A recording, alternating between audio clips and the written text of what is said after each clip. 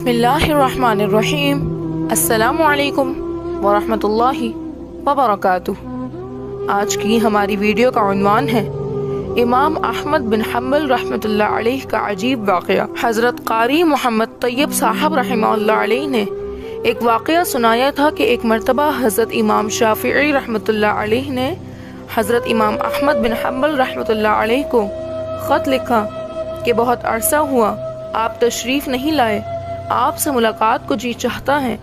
حضرت امام شافعی رحمۃ اللہ علیہ استاد ہیں اور حضرت امام احمد بن حنبل رحمۃ اللہ علیہ ان کے شاگرد ہیں۔ حضرت امام شافعی رحمۃ اللہ علیہ کا قیام مصر میں تھا، اس لیے وہاں شوافع زیادہ ہیں۔ جواب میں حضرت امام احمد بن حنبل رحمۃ اللہ علیہ نے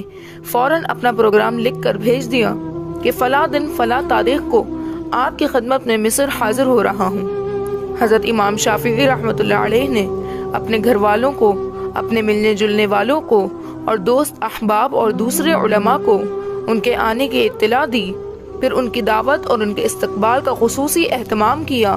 اور لوگوں سے بتایا کہ وہ اگرچہ میرے شاگرد ہیں مگر وہ بھی ایک بڑے امام ہیں، اللہ تعالیٰ نے ان کو بڑا مرتبہ عطا فرمایا ہے۔ چنانچہ جس دن ان کو پہنچنا تھا اس دن امام شافعی رحمۃ اللہ علیہ اپنے شاگردوں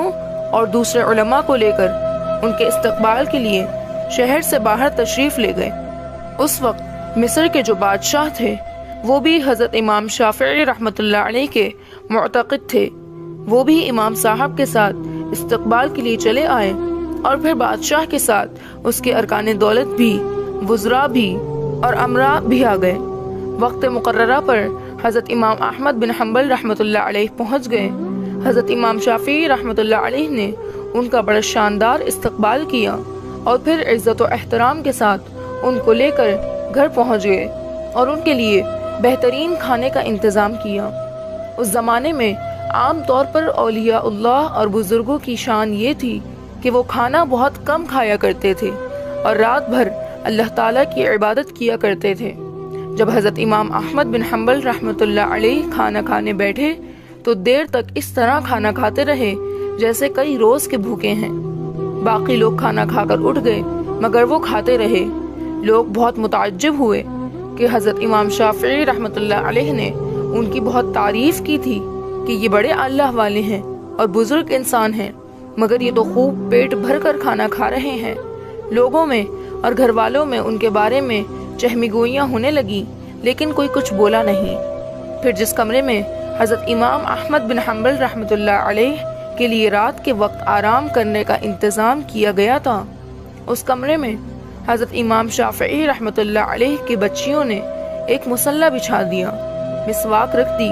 استنجا کے لیے ڈھیلے اور پانی رکھ دیا اور وضو کے لیے لوٹا بھر کر پانی رکھ دیا تاکہ جب وہ رات کو تہجد کے لیے اٹھیں تو انہیں کسی قسم کی کوئی پریشانی نہ ہو۔ اور اس زمانے میں رات کو تہجد کے لیے اٹھنا ایک عام معمول تھا۔ آج ہمارے زمانے میں یہ افسوسناک ماحول ہو گیا ہے کہ صبح 8 بجے اور 9 بجے اٹھنا ہمارا معمول بن چکا ہے۔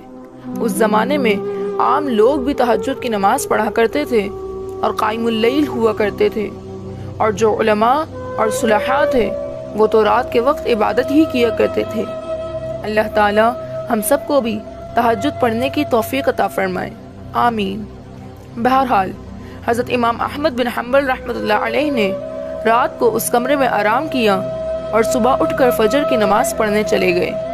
جیسے ہی وہ نماز کے لیے نکلے تو حضرت امام شافعی رحمۃ اللہ علیہ کی بچیاں اس کمرے میں گئیں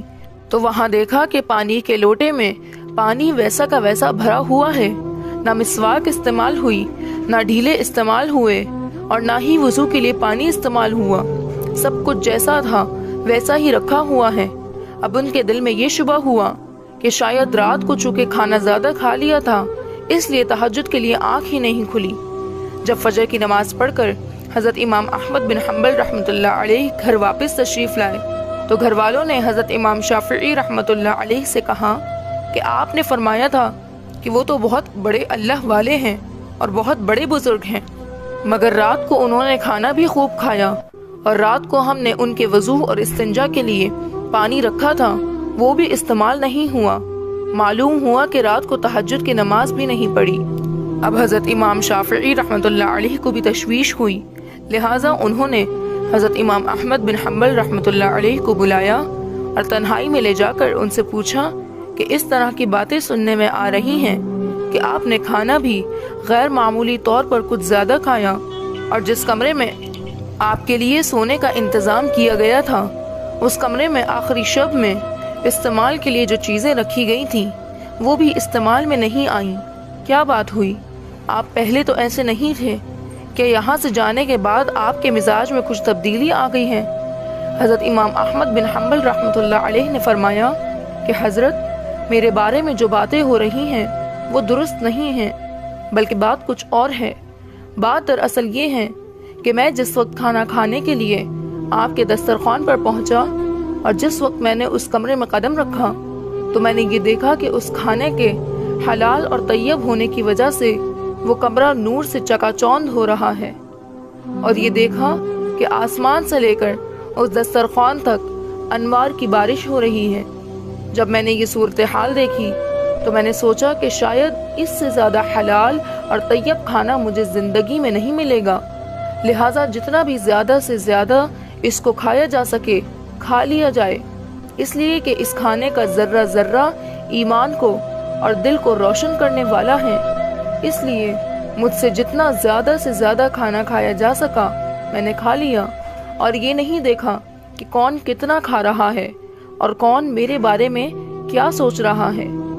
جہاں تک مجھ میں کھانے کی سکت تھی میں کھاتا گیا، اور پھر حلال کھانے سے بدہضمی بھی نہیں ہوتی بلکہ وہ سریع الہضم ہوتا ہے اور اندر جا کر جزو بدن بن جاتا ہے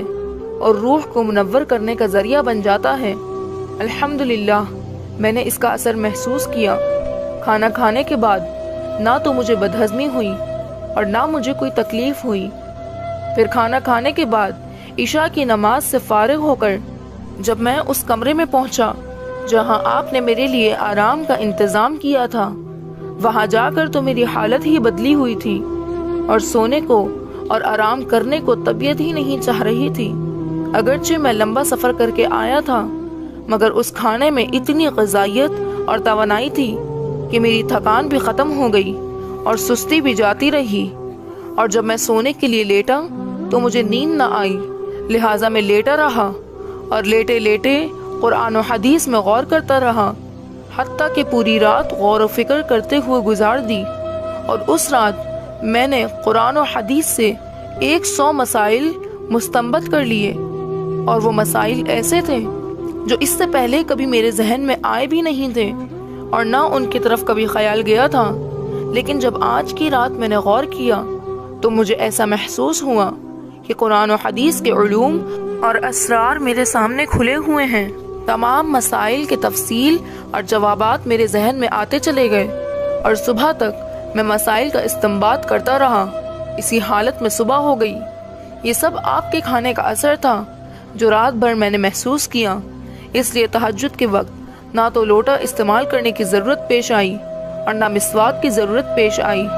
اور وہی عشاء کا وضو میرے لیے فجر میں کام آیا۔ یہ تفصیل سن کر حضرت امام شافعی رحمۃ اللہ علیہ نے پھر اپنے گھر والوں کو حقیقت حال بتائی، اور جو لوگ ان کے بارے میں غلط قسم کی باتیں کر رہے تھے ان سے کہا کہ تم نے ان کی شان میں گستاخی کی ہے، لہٰذا ان سے معافی مانگو۔ اللہ پاک ہم سب کو بھی حلال کھانے اور حرام سے بچنے کی توفیق عطا فرمائے، آمین یا رب العالمین۔